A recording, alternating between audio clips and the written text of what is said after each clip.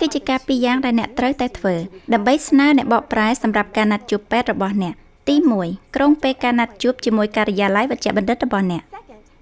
ទី2តាក់ទងក្រសួងសេវាសមាជិករបស់ Alekea យ៉ាងតិច10ថ្ងៃធ្វើការមុនពេលការណាត់ជួបរបស់អ្នកដើម្បីរៀបចំសម្រាប់អ្នកបកប្រែ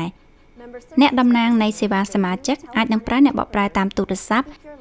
ឲ្យជួយគេនិយាយជាមួយអ្នកសួស្តីខ្ញុំឈ្មោះ Consuela ពីក្រសួងសេវាសមាជិកនៃ Alekea សូមផ្ដល់ព័ត៌មានខាងក្រោមឲ្យខ្ញុំនៅពេលស្នើសេវាពីអ្នកបកប្រែយើងត្រូវការនាមខ្លួននាមត្រកូលនិងលេខ ID Alekea របស់អ្នកមាននៅលើប័ណ្ណ ID របស់អ្នក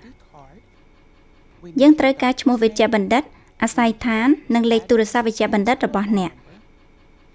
យើងក៏ត្រូវការខែថ្ងៃឆ្នាំនិងម៉ោងការណាត់ជួបរបស់អ្នក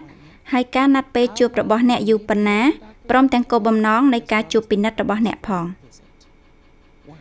ការមួយដ៏សំខាន់បើអ្នកត្រូវលុបការណាត់ជួបពេទ្យរបស់អ្នកត្រូវតែប្រាប់ Alekea ចំនួន48ម៉ោងឬ2ថ្ងៃធ្វើការមុនពេលការណាត់ជួបរបស់អ្នក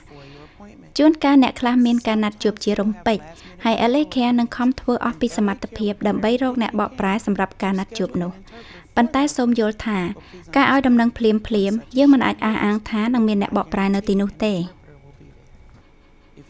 បើយើងមិនផ្ដល់អ្នកបកប្រែឲ្យអ្នកឬអ្នកមានការត្អូញត្អែអំពីសេវាបកប្រែដែលអ្នកបានទទួលសូមតាក់ទងក្រសួងសេវាសមាជិកនិងប្រាប់យើងកុំខ្លាចរាយការណ៍អ្វីៗឡើយបើអ្នកប្តឹងមិនដឹងយើងនឹងធ្វើការជាមួយអ្នកដើម្បីដោះស្រាយរឿងនោះ